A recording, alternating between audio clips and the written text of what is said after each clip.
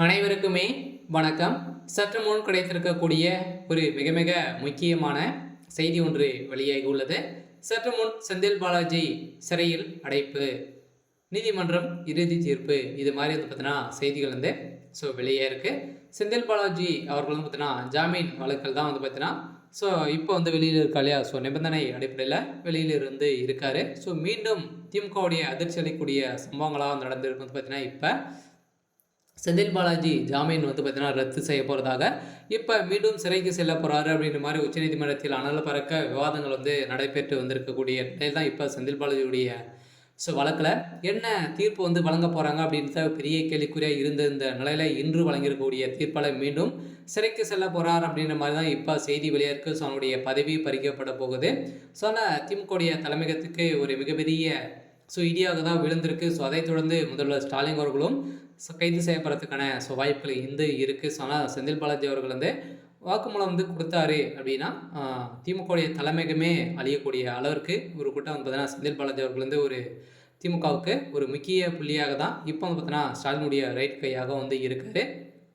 இதன் அடிப்படையில் தான் இப்போ ஆனந்த் வெங்கடேஷ் அவர்கள் வந்து பார்த்தீங்கன்னா தாமாக முன் வந்து எடுத்து இப்போ செந்தில் பாலாஜியுடைய வழக்கில் விசாரணைக்கு உட்படுத்தியிருக்கக்கூடிய நிலையில் தான் இப்போ அதிரடியாக செந்தில் பாலாஜியுடைய கதை ஒட்டுமொத்தமாக வந்து முடிய போகுது.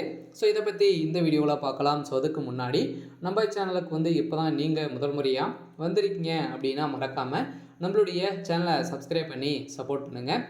வாங்க வீடியோக்குள்ளே போகலாம். வந்து பார்த்தீங்கன்னா அனைவருமே எதிர்பார்த்த மாதிரி தான் செந்தில் பாலாஜி அவர்கள் வந்து ஏற்கனவே சட்டத்துக்கு விரோதமான பண பரிமாற்ற வழக்கில் தான் வந்து சிக்கியிருந்தார்.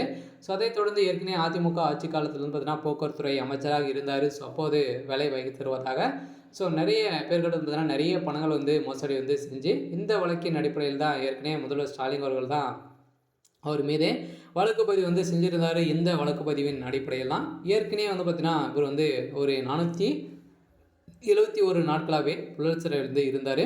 இதைத் தொடர்ந்து மீண்டும் இவருக்கு திடீர்னு நீதிமன்றம் நிபந்தனை அடிப்படையில் ஜாமீன் வழங்கியிருந்தாங்க. அதன் அடிப்படையில் மீண்டும் இவருடைய ஜாமீன் ரத்து செய்து மீண்டும் சிறைக்கு செல்லத்துக்கான அனைத்து பேச்சுவார்த்தைகளும் பார்த்தீங்கன்னா அனல் பறக்க இன்று விவாதங்கள் வந்து நடைபெற்று இருந்த நிலையில் தான் இப்போ அதிரடியாக திமுக சேர்ந்த அமைச்சர் செந்தில் பாலாஜி அவர்கள் வந்து பார்த்தீங்கன்னா அவருடைய பதவி பறிக்கப்பட்டிருக்கு. முதல்வர் ஸ்டாலின் அவர்களும் கைது செய்யப்பட்டிருக்கிறதாகவும் ஒரு செய்தி வெளியாக இருக்குது. இருந்தாலும் ஏற்கனவே செந்தில் பாலாஜியுடைய வழக்கில் முக்கிய புள்ளியாக இருக்கக்கூடியவர். அவருடைய தம்பி அசோக்குமார் அவர் வந்து பார்த்தீங்கன்னா இன்னுமே தலைமுறைவாக தான் வந்து இருக்கார். அவருக்கு கிடைத்தாரு அப்படின்னா செந்தில் பாலாஜிக்கு வாய்ப்பு கிடைக்கிறதுக்கான வாய்ப்புகள் வந்து இருக்குது. ஜாமீன் கிடைக்கிறதுக்கான அனைத்து வாய்ப்புகளும் வந்து இருக்குது.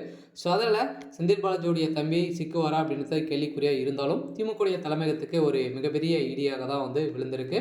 இருந்தாலும் செந்தில் பாலாஜியுடைய வழக்கில் என்ன நடக்கப் போகுது அப்படின்றத நம்ம வெயிட் பண்ணி பார்க்கலாம். இது மாதிரி செய்திகளை தெரிஞ்சுக்கணும் அப்படின்னா மறக்காமல் நம்மளுடைய சேனலை சப்ஸ்கிரைப் பண்ணி சப்போர்ட் பண்ணுங்கள். தேங்க்யூ.